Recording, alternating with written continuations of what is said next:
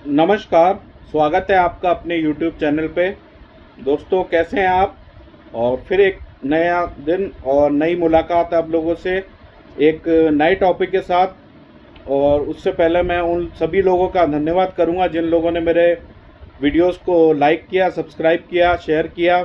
दोस्तों, ये भी चीज़ मेरे को नोट करने में आई है, मैं रोज़ बोलता हूँ कि आप मेरे वीडियोस देखते हैं लेकिन स्टार्टिंग का पार्ट देख के वो चीज़ छोड़ देते हैं। देखिए, आपको जब तक पूरा वीडियो आप नहीं देखेंगे, बहुत आसान भाषा में आपके लिए, बहुत बेसिक्स में आपके लिए बनाता हूँ और वही कॉन्सेप्ट आपके बहुत काम आएगा। आप जो बहुत ज़्यादा टेंशन और स्ट्रेस लेते हैं, विद्युत बिल से लेके जो भी आपकी समस्याएं हैं, सभी आप अगर वो वीडियो को ध्यान से सुनेंगे, अलग अलग टॉपिक्स में मैंने अलग अलग वीडियोस डाल रखे हैं, तो सभी की जानकारी आपको घर बैठे सारी चीज़ें मिल जाएगी और आपकी सॉल्यूशंस जो है घर बैठे ही निकल जाएगी। तो कृपया करके ऐसा ना करें कि वीडियो को पूरा ना देखें। आप पूरा वीडियो देखें, आप लोगों से रिक्वेस्ट है, बात समझ में आएगी आपके। आधे अधूरे में अगर आप स्किप कर करके देखेंगे तो बात समझ में नहीं आएगी। तो इसी के साथ दोस्तों, आज का एक नया व्लॉग फिर हम शुरू कर रहे हैं और नया टॉपिक है और बहुत बेसिक टॉपिक मैंने लिया है, जिस पे कई बार पब्लिक को लगता है या हमारे मन में ये क्वेश्चन आ जाता है कि बिजली का बिल जो है वो हमने अभी भरा था और फिर आ गया। तो दोस्तों, इसकी साइकिल के बारे में हम बात करेंगे कि कई बार ये भी होता है कि गलती रह जाती है विभाग के द्वारा और बिल जुड़ के आ जाता है।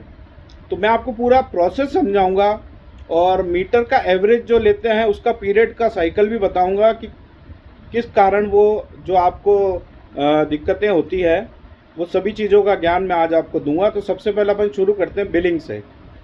तो मैं आपको एक महीने का एग्जांपल लेके बताऊंगा कि दोस्तों क्या होता है कि पहले अगर हम फाइनेंशियल ईयर की बात करें, शुरू जो सरकारी महीना है वो फाइनेंशियल ईयर से शुरू होता है, वो अप्रैल से शुरू होता है।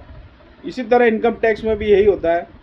तो दोस्तों, अप्रैल और मई, इनमें जो आप विद्युत यूज़ करेंगे, कंजम्पशन जो होगा आपका, उसका बिल जाके आएगा आपके पास जून में।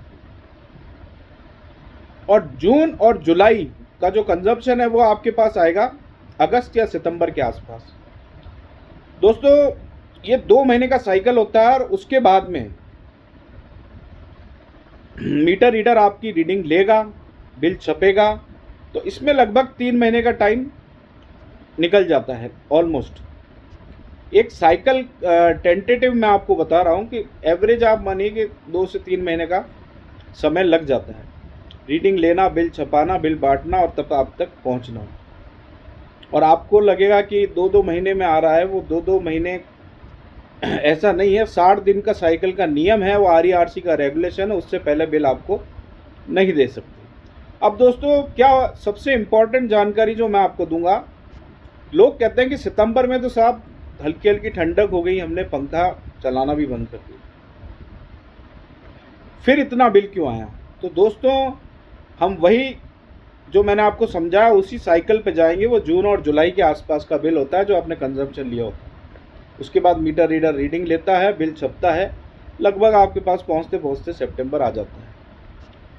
फिर सितंबर और अक्टूबर का जो है वो नवंबर दिसंबर के आसपास आएगा, जो कम हो जाता है आपको। इसी तरह मार्च तक जो बिल साइकिल चलती है, उसमें सर्दियों का जो है वो मैक्सिमम जो होता है गीज़र का लोड इससे ज़्यादा आया, शाम के वक्त लाइटिंग लोड, तो बहुत ज़्यादा बिल उस वक्त नहीं आता है। लेकिन उस वक्त एग्रीकल्चर लोड भी होता है।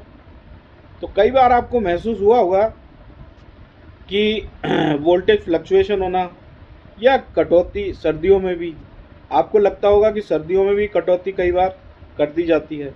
उसी को बैलेंस करने के लिए कई बार एग्रीकल्चर जो है सप्लाई, उसको स्लॉट्स में दिया जाता है, ब्लॉक्स में दिया जाता है, कईयों को रात में दिया जाता है। बहुत सारे एडजस्टमेंट करने के बाद आप तक सप्लाई का वो सप्लाई आवर्स आते हैं। और फिर भी कुछ अगर बंद हो जाती है तो वैसे भी आप लोग सर्दियों के वक्त ज़्यादा दिक्कतें महसूस नहीं करते। लेकिन क्या होता है, जैसे ही गर्मियाँ शुरू होती हैं, तो गर्मियों में मार्च और अप्रैल जो होता है, जनवरी फरवरी का बिल आपके पास मार्च में आएगा और मार्च का और अप्रैल का बिल वो जून के आसपास आपके पास आता है। जो ये दो महीने का साइकिल है, तो आप ये देखिएगा कि ये जो गर्मियों का महीना है, अप्रैल मई के बाद से कंजम्पशन जो बढ़ता है वो सितंबर अक्टूबर के पास जाके ख़त्म होता है। तो दोस्तों ये चीज़ आप ध्यान रखिए। और आपको लगता है कि हमने तो कुछ चलाया ही नहीं है फिर भी बिल इतना आ गया, बहुत सारे लोगों का क्वेश्चन यही होता है। इसीलिए आज मैंने जो टॉपिक लिया है कि बिलिंग साइकिल, आप ये मान के चलिए एवरेज 3 महीने का समय कम से कम टेंटेटिव लग जाता है। तो जो कंजम्पशन लिया हुआ होता है वो लगभग 2 महीने 3 महीने पुराना होता है। इसी वजह से आपको असमंजस होता है कि हमने पिछले 2 महीनों में बिल जो पंखा है हमने इस महीने तो चलाया नहीं है फिर भी बिल आ गया। तो दोस्तों ये आइंदा आप ध्यान रखिएगा और इस चीज़ पे आर्ग्यूमेंट ना करें, वो 2 महीने पुराना बिल है।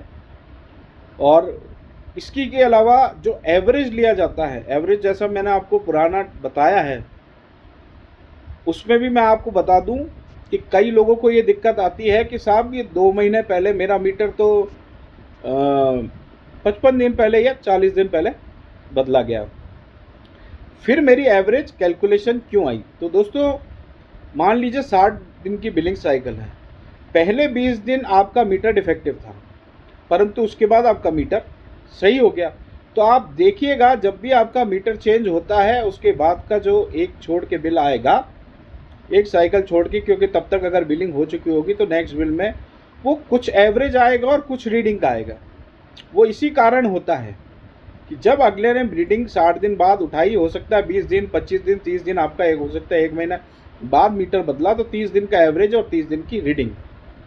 तो दोस्तों ये चीज़ बहुत बारीक है, लेकिन ये आपके मन में बहुत सारे क्वेश्चंस रहते हैं और आप परेशान होते हैं, इसीलिए आज का ब्लॉग मैंने ये बनाया था। इसको आप अमल में लाइए और इस चीज़ को समझने की कोशिश कीजिए। तो दोस्तों इसके अलावा भी आप कमेंट्स में मेरे से काफ़ी जानकारी अगर आपको कुछ चाहिए तो पूछ सकते हैं, मैं आपको सारी जानकारियाँ दूंगा। तो प्लीज़ कमेंट भी करिए, सब्सक्राइब करिए, लाइक करिए। कल फिर मिलेंगे नए वीडियो के साथ नए अंक में, तब तक के लिए धन्यवाद।